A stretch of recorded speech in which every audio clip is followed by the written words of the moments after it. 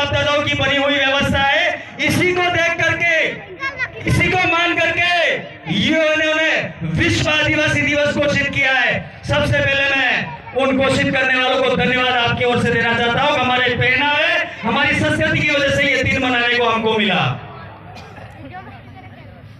यही व्यवस्था में मैं थोड़ा सा आगे जाऊंगा, कहना चाहूंगा, हमारे किसी व्यक्ति का मौत हो जाता है, उसके 11-12 दिनों बाद फिर कार्यक्रम होता है, सबका होता है, लेकिन अपनी व्यवस्था में कार्यक्रम थोड़ा सा संदेश पूर्ण होता है। वहां कुछ वक्ता बोलते हैं, हम जहां जहां मौका मिलता है वहां आपके बीच में आकर के बात करते हैं। यहाँ प्रशासन के भी साथी बैठे हुए हैं, डिप्टी साहब बैठे हुए हैं, सीआई साहब बैठे हुए हैं कोतवाली, और प्रशासन के दूसरे साथी, मीडिया के साथी। मैं आप सब साथियों से, प्रशासन के और मीडिया के साथियों से कह देना चाहता हूं, पिछले दिनों आपने एक मुहिम चलाई पत्थरबाजों को लेकर के, उसमें आपने पंचायत वाइज मीटिंग करी, आप हमारे वहां पंचायत में भी पधारे, हमने आपको वहां अवगत कराया कि जितने भी पत्थर मारने वाले बच्चे हैं उसका एक से भी हमारा ताल्लुक नहीं है। एक साबित करके दिखा दो अगर हमने पत्थर मरवाया किसी से।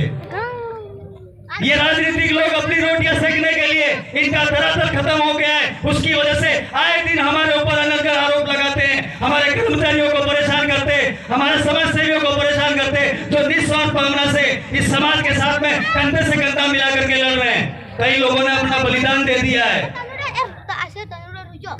बात स्वास्थ्य की कर लेते थोड़ी सी। यहाँ जितनी मेरी बेटियां, जितने मेरे बेटे बैठे हैं, इनका वजन करवाओगे तो 35-40 किलो वजन है। ये बात कहना इसलिए जरूरी है क्योंकि हम हर जगह जाते हैं, यही बात करते हैं। दिन का एक टेलीफोन हमारे पे आता है कि हमारी बच्ची को ब्लड देना है, इस हॉस्पिटल से पास में ही हॉस्पिटल है, और ये विडंबना है कि उसका पति है, उसको खून नहीं दे पाता है। सोचनीय बिंदु है, जरा सोचिएगा कि उसका पति है, उसका जीवन संगिनी को खून नहीं दे पा रहा है, वो उसको बचाने के लिए अपना ब्लड नहीं दे पा रहा है क्योंकि उसका वजन 50 किलो नहीं है। मेडिकल डिपार्टमेंट का तय है कि 50 किलो वजन वाला व्यक्ति खून दे सकता है।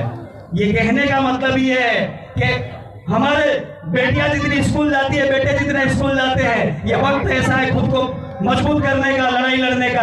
आप सवेरे उठ करके भूखे स्कूल चले जाते हो। इस मंच के माध्यम से मैं आप सबसे निवेदन करना चाहता हूं, मेरी बेटियों से निवेदन करना चाहता हूं, कल से आप भूखी नहीं जाएंगे, दबा करके खाना खाएंगी, कम से कम दिन में 3 टाइम खाना करके मजबूत रहोगे तो इस सिस्टम से लड़ पाओगे। सिस्टम मारने पे उतारू हो गया है, चाहे वो केंद्र का हो, चाहे वो राज्य का हो। मैं किसी पार्टी को इस मंच के माध्यम से गाली नहीं देना चाहता हूं। अगर ये जितनी सरकारी योजना देनी ही है आप वन विभाग के अंदर दीजिए।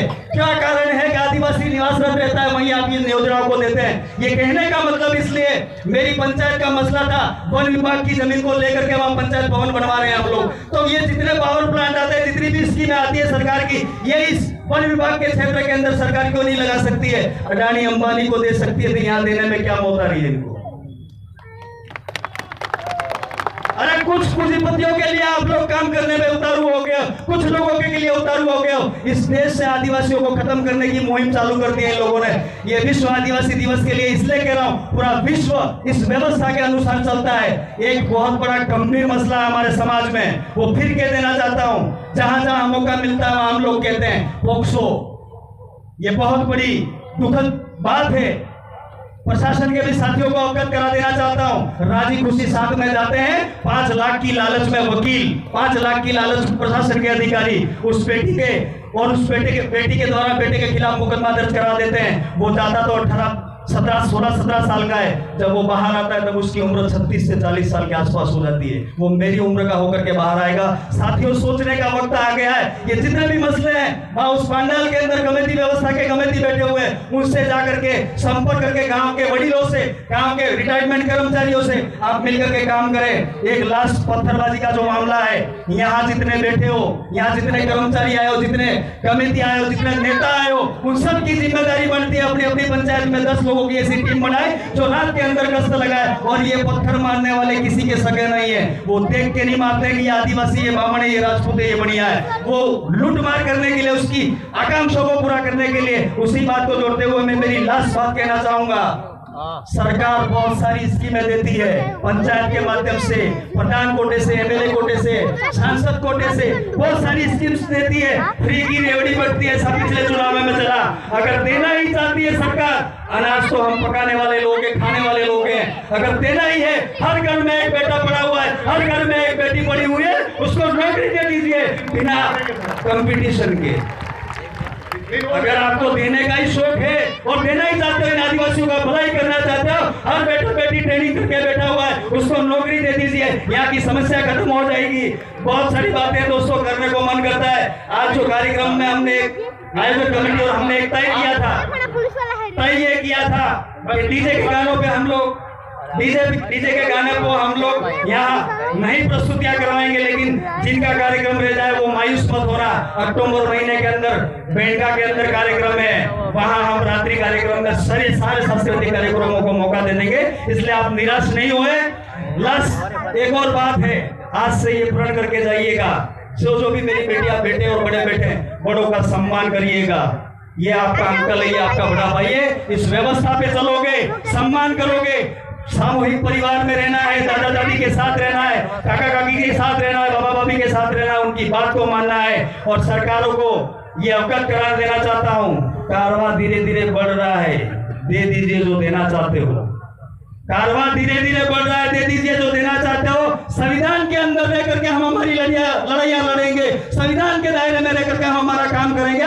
और हम पे ये दोनों राजनीतिक पार्टियों को कह देना चाहता हूँ, वो जो आरोप लगा रहे हो आप लोग, उन आरोपों का जवाब हम दे सकते हैं, लेकिन हम हमारी ऊर्जा व्यर्थ नहीं करना चाहते हैं। हम हमारे समाज को इकट्ठा करने की बात कर रहे हैं, मुस्लिम कम्युनिटी को साथ लेने की बात कर रहे हैं, एससी कम्युनिटी को साथ लेने की बात कर रहे हैं, दलित पिछड़ों को साथ लेने की बात करें। पूरे भारत के अंदर आज एक आवाज गई है, संसद भवन के अंदर आदमी बोलता है, लोक विधानसभा के अंदर एक आदमी बोलता है, वो आपकी आवाज वहां बुलंद हो गई है।